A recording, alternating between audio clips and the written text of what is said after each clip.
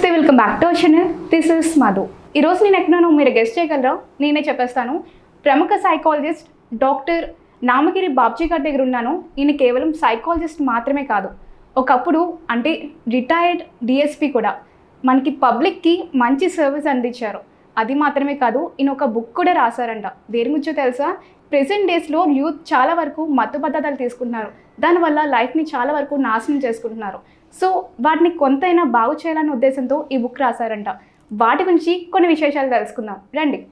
నమస్తే sir. Sir, present డేస్లో చాలామంది యూత్ మత్తు పదార్థాలకి బానిస అయిపోతున్నారు.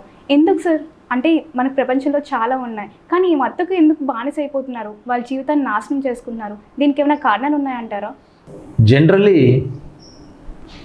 మన సమాజం అంటే మన దేశం కాదు, మన యావత్ ప్రపంచంలో కూడా టీనేజర్స్ అందరూ కూడా ఒక రకమైనటువంటి దుష్పరిణామాలకి లోనైపోయి వాళ్ళ భావి జీవితాలని నాశనం చేసేసుకుంటున్నారు. అది ఎలాగంటే వాళ్ళని పేరెంట్స్ పెంచే విధానం, ఎడ్యుకేషనల్ ఇన్స్టిట్యూషన్స్ వాళ్ళని కాపాడే విధానం, తర్వాత సమాజంలో ఎల్డర్స్ వారి పట్ల ప్రవర్తించే విధానం, ఇవన్నీ కూడా మారిపోయినాయి. దీనివల్ల పోలీసులు నిస్సహాయులై ఏమీ చేయలేని స్థితిలో పోలీసులు ఉండడం చాలా దారుణమైనటువంటి విషయం nowadays in the society. So అసలు ఇప్పుడు ఏం జరుగుతుంది? దీని మెయిన్ ఫాల్ట్ పేరెంట్స్ మీద పడుతున్నాం. పిల్లల్ని సరిగ్గా విద్యాబుద్ధులు నేర్పించడంలో కానీ, ఎథిక్స్ నేర్పించడంలో కానీ వాళ్ళ పాత్ర వాళ్ళు పోషించలేకపోతున్నారు. దానికి వేరే కారణాలు ఉన్నాయి. పూర్వం తల్లి ఇంట్లో భోజనం పెట్టడానికి సంరక్షకులుగా ఉండి పిల్లల్ని జాగ్రత్తగా చూసుకునేది. తాత మామ అందరూ ఒక దగ్గర ఉండేవాళ్ళు, వాళ్ళే కౌన్సిలర్స్ అందరూ కూడా. ఇప్పుడు భార్య ఒక ఉద్యోగం, భర్త ఒక ఉద్యోగం, మోస్ట్ ప్రాబబ్లీ వాళ్ళు ఒక చోట వీళ్ళు ఒక చోట. పిల్లల్ని చూసుకునే టైం వాళ్ళకి రైము లేదు. సో ఇదొక ఛాన్స్ పిల్లలు పాడైపోవడానికి. రెండోది, పిల్లలు ఎందుకు లేటుగా వస్తున్నారు ఇంటికి అని క్వశ్చనింగ్ లేదు. దీనివల్ల క్రాస్ చెక్ లేదు కాబట్టి మనకి ఫ్రీడమ్, మన ఇష్టం వచ్చినట్టు తిరగచ్చు. అదొకటి. రెండోది ఏంటంటే, ఈ పిల్లలకి పాకెట్ మనీ అనేటువంటిది కొత్త సంస్కృతి తీసుకొచ్చారు. అసలు పాకెట్ మనీ ఎందుకు ఇవ్వాలి? వాడు చదువుకోవడానికి, నువ్వు స్కూల్కి వెళ్ళడానికి దూరం అయితే బస్కి ఛార్జీలు ఇవి పంపించు. వాడు అక్కడే ఏమైనా తినాలనుకుంటే ఏదో లైట్ రిఫ్రెష్మెంట్స్కి ఓ 10-20 చేతి పెట్టు.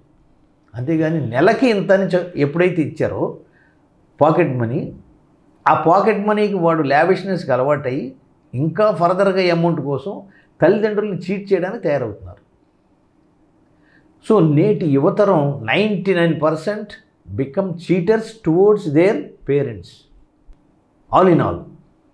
సో దానికి కారణభూతులైనటువంటి పేరెంట్స్నే మనం క్వశ్చన్ చేయాలి. రెండోది, ఎడ్యుకేషనల్ ఇన్స్టిట్యూషన్స్లో విచ్చలవిడిగా తిరగడాన్ని నిరోధించడం లేని విధంగా దగ్గరగా 80-85% ఆఫ్ ది ఎడ్యుకేషనల్ ఇన్స్టిట్యూషన్స్ పిల్లల్ని స్వేచ్ఛగా వదిలేస్తున్నారు. వాళ్ళు లేకపోతే మనకెందుకు, మనకు కావాల్సిన ఫీజులు మనకు వస్తే చాలు అనే విధంగా. నేను చాలా కాలేజెస్ స్టడీ చేశాను. చాలా కాలేజెస్లో నా స్పీచెస్ అవి ఇచ్చాను, యూనివర్సిటీస్లో కూడా. ఎప్పుడూ లేని విధంగా నేటి సమాజంలో పిల్లలకి ఎక్కువ ఫ్రీడమ్ ఇవ్వడం జరుగుతుంది. దీనివల్ల వాళ్ళలో ఒక భావన ఏమొస్తుందంటే, చాలామందిలో మోర్ దెన్ 90%లో నేను ఒక హీరో కింద ఉండాలి, వీళ్ళందరికన్నా నేను చాలా పెద్ద గొప్పని అనిపించుకోవాలి అనేటువంటి భావన డెవలప్ అవుతుంది. ఈ భావన హైపర్ యాక్టివ్ చైల్డ్స్లో ఎక్కువ వస్తుంది. ఇది ఏమవుతుందంటే, దీంతో దారులు వెతుక్కుంటున్నారు. నేను హీరో కింద బిహేవ్ చేయాలంటే నేను ఒక స్పెషలైజ్డ్గా ఉండాలి, నేను స్పెషల్ యాక్టివిటీస్ చేయాలి, అందరినీ అట్రాక్ట్ అవ్వాలి అనేటువంటి భావంతో ఉన్న ఈ తరుణంలో సమాజంలోకి ఈ డ్రగ్స్, మత్తు పదార్థాలు ఎంటర్ అయిపోయినాయి. ఎప్పుడైతే ఎంటర్ అయిందో ఇది చాలా ఈజీగా వీళ్ళ ఎంజాయ్మెంట్కి, వీళ్ళ బిహేవియర్ చేంజ్ చేసుకోవడానికి అది చక్కటి సాధనం కింద వీళ్ళు చెప్తే విని ఫస్ట్ ఎక్స్పెరిమెంటల్గా వీళ్ళు ఆ డ్రగ్స్ని తీసుకోవడం జరుగుతుంది. ఫస్ట్ ఎక్స్పెరిమెంటల్గా, తర్వాత పార్టీ వైజ్గా ఈ తీసుకోవడం జరిగి నిమ్మలంగా అలవాటు చేసుకుంటున్నారు. ఒకసారి కానీ ఇది అలవాటయ్యి దీని హ్యాబిచ్యుయేట్ అయితే జీవితంలో అందులోంచి మళ్ళీ వెనక్కి రావడానికి చాలా అవకాశాలు చాలా అరుదులో అరుదు. అంచేత ఏంటంటే ఒకసారి దీనికి ఎడిక్ట్ అయ్యారో మళ్ళీ no question of return back in their lifes. అది వాళ్ళకి తెలియట్లే. ఇది ఎలాగంటే చాలా డేంజరస్గా మన మైండ్ని ఆక్యుపై చేస్తుంది, మన బ్రెయిన్ని కంట్రోల్ చేస్తుంది, మన న్యూరాన్స్ని అన్నీ కూడా చంపేస్తూ ఉంటుంది. ఇది సాధారణంగా ఎవరికి తెలియదు, అది తీసుకునే వాళ్ళకి ఎవరికి తెలియదు. సరదాగా కిక్ ఇస్తుంది, సరదాగా ఏదో మనం మాట్లాడుతున్నాం, మనం మాట్లాడింది అందరూ చప్పట్లు కొడుతున్నారు, ఇలా తయారవుతున్నారు. ఈ రకంగా పూర్ పేరెంటల్ కేరింగ్ వల్ల పిల్లలు they are becoming rapist, snatchers. డబ్బు లేకపోవడం వల్ల స్నాచింగ్ కూడా తయారైపోతున్నారు. ఇందువల్ల పాకెట్ మనీ వాళ్ళకి సరిపోక బయట ఎక్కువ స్టూడెంట్సే స్నాచర్స్ కింద తయారవుతున్నారు. రేపిస్టులు, యాసిడ్ పోసేయడాలు, ఫేక్ లవ్, నువ్వు నన్ను ప్రేమిస్తావా లేదా, నువ్వు ప్రేమించకపోతే నేను చంపేస్తాను లేదా నేను చచ్చిపోతాను. ఇవన్నీ కూడా ఇటువంటి మాటలు మాట్లాడడానికి సమ్ డేరింగ్ ఉండాలి కాబట్టి దానికి ఏదోటి మత్తు పదార్థం తీసేసుకోవాలి. అది ఈజీగా దొరుకుతుంది సమాజంలో, ఎక్కడ పడితే అక్కడ విచ్చలవిడిగా దొరికేస్తుంది. ప్రత్యేకంగా మన రెండు తెలుగు రాష్ట్రాల్లో ఇది చాలా చాలా చాలా నికృష్టమైనటువంటి సంస్కృతి తయారైపోతుంది పిల్లల విషయంలో. సో ఈ రకంగా వాళ్ళు డ్రగ్స్కి అట్రాక్ట్ అయిపోతున్నారు.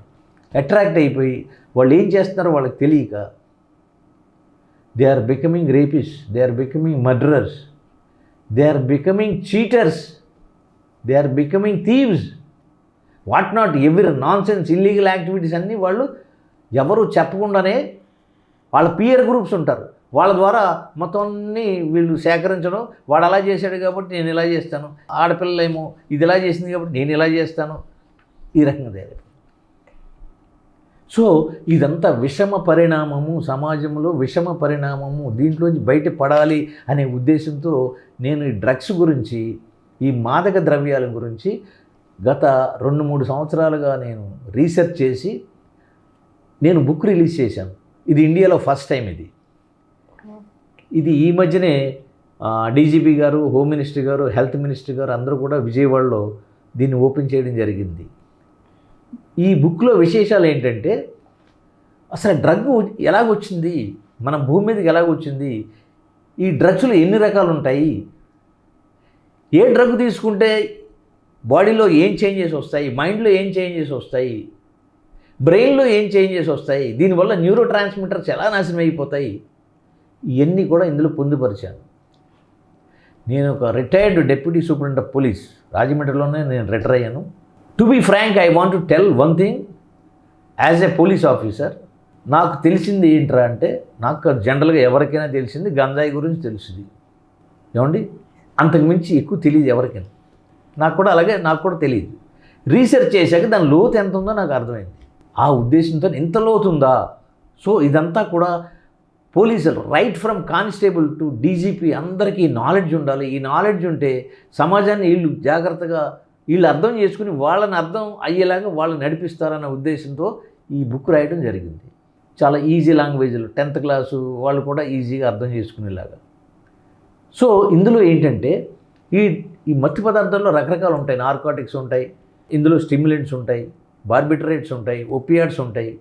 అంటే ఇప్పుడు గంజాయి మొక్క దాంట్లోంచి వచ్చే డెరైవేటివ్స్ ఏంటి, అలాగే ఓపియం అంటే నల్లమందులోంచి తీసేటువంటి ఈ హెరాయిన్ అంటే కొకైన్ అనేటువంటి ఎల్ఎస్డి ఏంటి, ఇవన్నీ కూడా రకరకాలు కెమికల్స్తో దాన్ని ఓపియాడ్స్ అంటారు.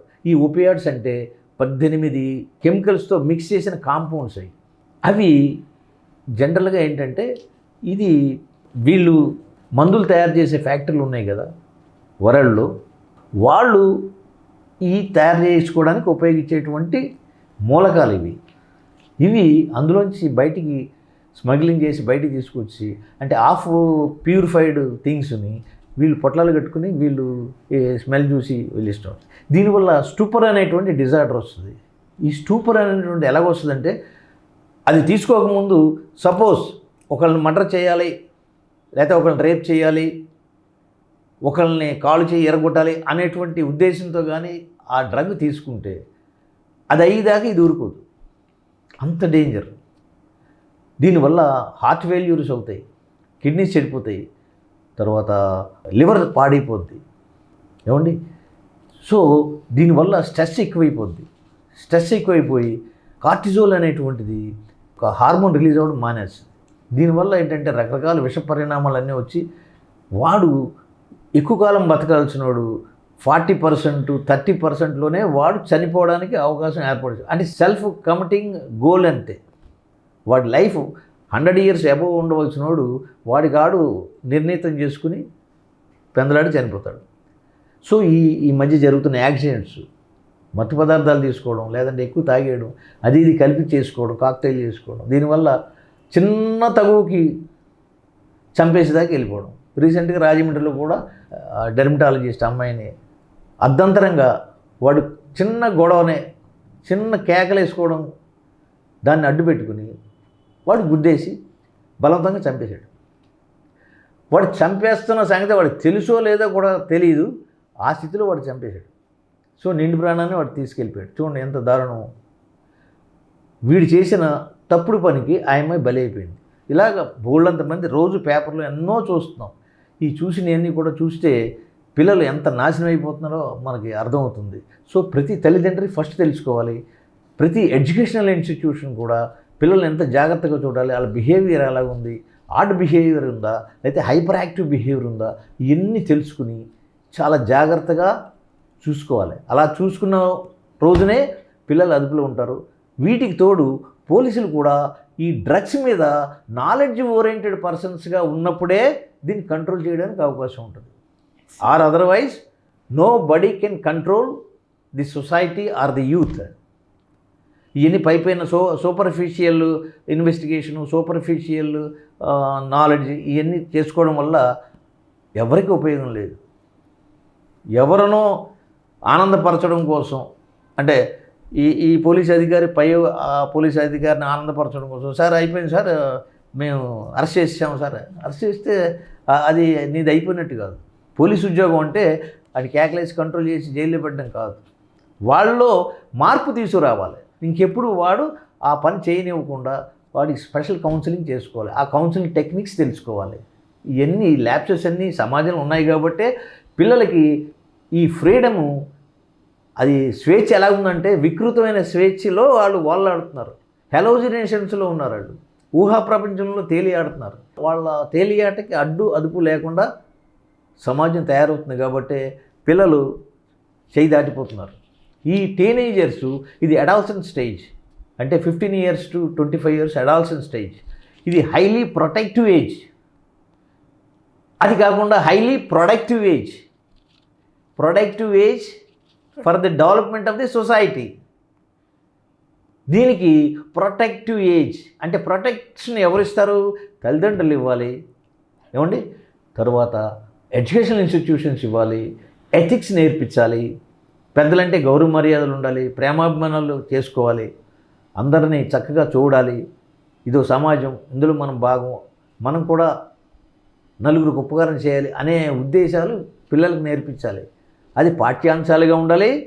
అలాగే తల్లి ప్రథమ గురువు. ఈవిడేం చేయాలి? నీతి పాఠాలు చెప్తూ ఉండాలి పడుకోబోయే ముందు. అది మా కాలంలో మా తల్లిదండ్రులు, మా తాత ముత్తాతలు కూడా అలాగే చెప్పేవారు కాబట్టి అవన్నీ గుర్తుకొస్తాయి. ఒక తప్పు చేయాలనుకున్నాడు ఆ పద్యం గుర్తుకొస్తుంది, ఒక తప్పు చేయాలనుకున్నాడు ఆ కాంటెక్స్ట్ గుర్తు వస్తుంది. సో అది లేదు ఇక్కడ ఇళ్ళ దగ్గర. ఏళ్ళకి పెట్టేస్తామా లేదా, వాడు రాకపోయినా సరే టేబుల్ మీద అన్నం పెట్టేస్తున్నామా లేదా, పెట్టేస్తే ఆడే తింటాడు. ఎవరు కూడా కుటుంబంలో నలుగురు కలిసి భోజనం చేయడాలి అనేటువంటిది లేదు. ఊరు బారికోళ్ళు వచ్చినట్టు ఆడొచ్చినప్పుడు ఆడొస్తాడు, ఈవిడ వచ్చినప్పుడు ఈవిడ వస్తుంది, కొడుకు వచ్చినప్పుడు కొడుకు, కోళ్ళు వచ్చినప్పుడు కోళ్ళు, ఎవరి కాళ్ళు అక్కడ తినేస్తారు. ఎందుకు తినేస్తున్నారో తెలియదు. సో ఈ రకంగా మన సంస్కృతి అంతా సర్వనాశనం అయిపోయింది. కుటుంబంలో అందరూ కలిసి తింటేనే ఒకరికొకరు ఎక్స్చేంజ్ ఆఫ్ వ్యూస్ వస్తాయి. ఆ ఎక్స్చేంజ్ ఆఫ్ వ్యూస్ ఎంత చక్కగా వస్తాయంటే అది that is the high time to receive all the types of instructions, ethics, everything towards sub conscious mind అవి రిజిస్టర్ అవుతూ ఉంటాయి. సో ఇవన్నీ ఇగ్నోర్ చేసి పిల్లలు నాశనం చేస్తారు. మనమే నాశనం చేసేసుకుంటున్నాం. ఎందుకు చేసుకుంటాం మనకే తెలియదు. ఇంత చేశాక ఆడు నా మాట ఏంటలేదు, నా మీద కొట్టడానికి వస్తున్నారు అని వస్తూ ఉంటారు నా దగ్గరికి కౌన్సిలింగ్కి. అమ్మ వాళ్ళకి కాదు, ఫస్ట్ మీకు భార్యాభర్తలు మీకు చెయ్యాలి కౌన్సిలింగ్, తర్వాత వాళ్ళకి చేస్తామని చెప్తాం మేము. సో ఇంత కథ ఉంది అది. సార్, యూత్ అనే వాళ్ళు చాలామంది డ్రగ్స్కి బానిస అవుతున్నారు నిజమే, కాకపోతే ఇది పేరెంట్స్ తెలియట్లేదు. ఒకవేళ నిజంగా పేరెంట్స్ తెలిస్తే వాళ్ళు ఎలాంటి చర్యలు తీసుకోవాలంటారు? అంటే వెంటనే ఖండించాలా, లేదంటే వేరే వాళ్ళని ఎవరైనా కన్సిడర్ చేయాలా, ఏం చేయాలి అసలు వాళ్ళు? It is very good question అమ్మా, it is very good question. ఇక్కడ ప్రజెంట్ సినారియోలో తల్లిదండ్రులు ఐడెంటిఫై చేసేటప్పటికి వాళ్ళ చేతులు ఆల్రెడీ కాలిపోయి ఉంటున్నాయి. చేతులు కాలేక ఆకులు పట్టుకుని వస్తున్నారు. వాళ్ళకి కౌన్సిలింగ్ చేయాలి అనేటువంటి నాలెడ్జ్ కూడా పేరెంట్స్కి కానీ పబ్లిక్ కానీ లేదండి. Counselling is very very much needed towards the society which is going on in a wrong path. Counselling అంటే ఏం లేదు. ఇప్పుడు మనం వెళ్ళి బండి బురదలో పడిపోయింది, అది కడగడం వల్ల బురద పోవట్లేదు. దాన్ని ఎక్కడ తీసుకెళ్తాం మనం? సర్వీస్ సెంటర్ తీసుకెళ్తాం. వెరీ గుడ్, సర్వీస్ సెంటర్ తీసుకెళ్తాం. వాడు ఏం చేస్తాడు? హై ప్రెషర్తో కానీ దానికి కావాల్సిన ప్రెషర్తో కానీ వాటర్ కొట్టి దానికి కావాల్సిన ఇవన్నీ సర్ఫ్ గిర్ఫ్ అన్నీ కొట్టాక అది మళ్ళీ ఈ బండి మందేనా అనిపిస్తుంది. కౌన్సిలింగ్ కూడా ఇదే. మైండ్కి పట్టిన ఆ బురద లాంటి ఆలోచనలన్నీ కూడా క్లియర్ చేయడం కోసమే counselling. It is a servicing station for mind control. ఎప్పుడైతే మానసికంగా మనం ఆహ్లాదకరంగా ఆరోగ్యపరంగా ఉంటామో మన ప్రవర్తన సక్రమంగా ఉంటుంది, మనకి రోగాలు రావు, దీనివల్ల సొసైటీ బాగుపడుతుంది. ఏమండి, అడిగి చక్కటి చదువు అబ్బుద్ది, ఆ పిల్లలకి ఒక చక్కటి ధ్యేయాలు, నేను ఇంతటి వాడిని అవ్వాలి అంతటి వాడిని అవ్వాలి అనేటువంటి ఆలోచనలు వస్తాయి. ఈ ఆలోచన రాకుండానే ఈ స్టూపర్ అనే డిజార్డరు లేకపోతే రకరకాల డిజార్డర్స్ ఈ డ్రగ్స్ వల్ల వచ్చేస్తున్నాయి. సో దీనివల్ల సమాజం నాశనం అయిపోతుంది. ఇప్పుడు అదేదో పాట ఉంది, విద్యార్థులు నవసమాజ నిర్మాతలురా, విప్లవాలు రేగిన వినోదాలు చూపిన అనేటువంటిది శ్రీశ్రీ రాశాడు మా చిన్నప్పుడు. సో ఏం చేయాలన్నా వాళ్ళే చేయాలి. ఇప్పుడు వాళ్ళు పెడదారిని వెళ్ళిపోతే సమాజం కూడా పెడదారిని పోతుంది. సో ఇక్కడ మీరు అడిగిన క్వశ్చన్ ఏంటంటే వీళ్ళని ఎలాగ ఐడెంటిఫై చేయాలి? Yes, it is a very good question. పిల్లల్ని ఎప్పుడు కూడా వాడి మూమెంట్ ప్రతిదీ అబ్జర్వ్ చేస్తూనే ఉండాలి. అది తల్లిదండ్రులు నేర్చుకోవాల్సినటువంటి మొట్టమొదటి పాఠము.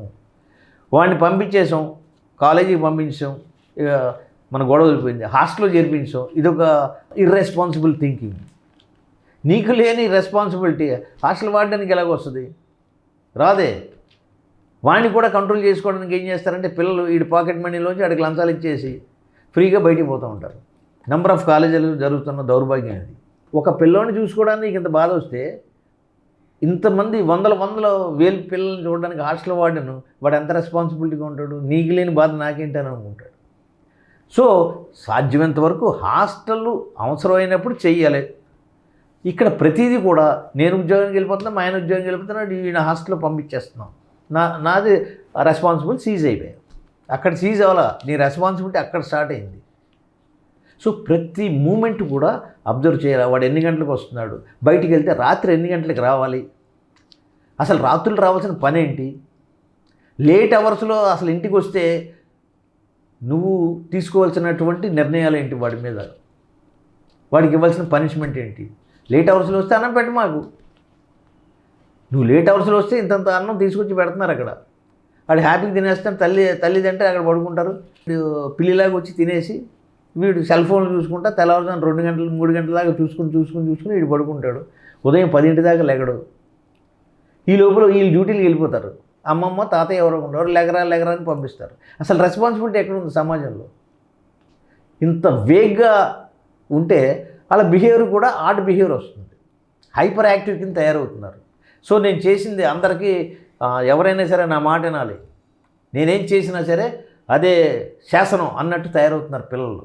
ఇదిగో నేను ఆ అమ్మాయిని ప్రేమిస్తున్నాను, నువ్వు ఒప్పుకుంటావా లేదా? ఇదివరకు మా రోజులు అలాగ ఉండేది కాదు, చెప్పడానికి నోరు రాదు, భయం, ఇవన్నీ ఉండేది. ఇప్పుడు అలా కాదు, ఓపెన్గా చెప్తున్నారు. చెప్పడం మంచిదే, అది లవ్ కాదు. లవ్ అనేది after attaining 45th year only the real love will generates. ఇది లవ్ కాదండి, ఇదంతా కూడా లా ఆఫ్ అట్రాక్షన్. ఇంకా చెప్పాలంటే, బ్లంట్గా చెప్పాలంటే, it is nothing but lust. So దీనికి లోనైపోయి పిల్లలు నాశనం అయిపోతున్నారు. దానికి తోడు ఒక పనికిమాలిన సినిమాలు, చెత్త సీరియల్స్, దౌర్భాగ్యమైనటువంటి రీల్స్, అతి చండాలమైనటువంటి అన్నీ కూడా మనం సెల్ ఫోన్లో చూస్తున్నాం. దీనివల్ల పిల్లలు నాశనం అయిపోతున్నారు. సో సాధ్యమైనంత వరకు పిల్లల్ని స్క్రీనింగ్కి డిపెండెన్స్ అవ్వకుండా జాగ్రత్తగా చూసుకోవాల్సిన బాధ్యత తల్లిదండ్రులది. భార్యాభర్తలో ఉన్నప్పుడు ఉన్నటువంటి జీవితం పిల్లల కన్నాక వాళ్ళ రెస్పాన్సిబిలిటీ 1000 times పెరిగిపోద్ది. అది గుర్తుపెట్టుకోవాలి. ఇప్పుడు ప్రజెంట్ సినారియోలు అది లేకుండా కానీ మా ఉద్యోగం మేము చేస్తున్నాం, వాడికి కావాల్సిన వాడికి ఇచ్చేస్తున్నాం, వాడికి బండి ఇచ్చేస్తున్నాం, అందరికన్నా పెద్ద బండి ఇచ్చేస్తున్నాం, కారు ఇచ్చేస్తున్నాం అంటే ఎదుగు ఇలాగ మొన్న ఆ అమ్మాయిని చంపేసినట్టు ఇలా చంపేస్తారు. ఎంతమంది చంపేస్తారు? ఎంతమంది పిల్లలు నాశనం అయిపోతున్నారు? ఇప్పుడు ఆ యాక్సిడెంట్లో కారుకి గుద్దాడు, ఆ చదువుకునే కురగాడికి కారు ఇవ్వాల్సిన పని ఏంటి? వాడికి అది లోపల వేసింది, వాళ్ళ తల్లిదండ్రులు లోపల వేసేయాలి. అప్పుడే అందరికీ బుద్ధి వస్తుంది. ఏమండి, ఆ రకంగా చేస్తేనే పిల్లలు కంట్రోల్ వస్తారు, లేకపోతే కంట్రోల్లో రారు. ఈ పోలీసులు ఏమి యాక్షన్ తీసుకుందాం అనుకున్నా ఈ రాజకీయ ప్రబుద్ధులు వాళ్ళు వీళ్ళు అసలు వీళ్ళు చేయవలసిన పనులు కూడా చేయనివ్వకుండా చెడగొడేస్తున్నారు. సో ఇంత చక్కగా సమాజం నడుస్తూ ఉంటే పిల్లలు బాగుపడాలంటే ఎలా బాగుపడతారు? ఈ రాజకీయ నాయకులు కూడా ఇలా డ్రగ్ తీసుకున్న వాళ్ళని, ఈ హైపర్ యాక్టివ్ పిల్లగాళ్ళని రెచ్చగొట్టేసి వాళ్ళతో పాటు ర్యాలీలు గీలీలు చేసుకోవడం. వీళ్ళు చేస్తే వాళ్ళు చేస్తే వీళ్ళకి కావాల్సింది ఏంటంటే ఆ డ్రగ్స్ ఏమైనా ఇస్తే ఇది, లేకపోతే మందు ఇస్తే ఇది. వీళ్ళు కూడా అసలు ఇర్రెస్పాన్సిబుల్గా తయారవుతున్నారు. సో సమాజంలో అందరూ మారాలి. ఒక పిల్లలు మార్చాలంటే అందరూ మారాలి. అలా మారినప్పుడే చక్కటి సమాజం, నవ సమాజ నిర్మాతల కింద మనం చేసుకుంటే అందరూ బాగుపడతారు. సో అలా చేసుకున్నారు కాబట్టే జపాన్ వాళ్ళు అంత చక్కగా షార్ట్ టైంలో పైకి వచ్చారు. సో ఆ రెవల్యూషన్ రావాలి, మైండ్లో ఆ రెవల్యూషన్ రావాలి. నేను బాగుపడాలి, నా వల్ల సమాజం బాగుపడాలి అనే దృక్పథం ఉండాలి ప్రతి ఓడికి. అది లేకపోతే ఇది ఇలాగే ఉంటుంది.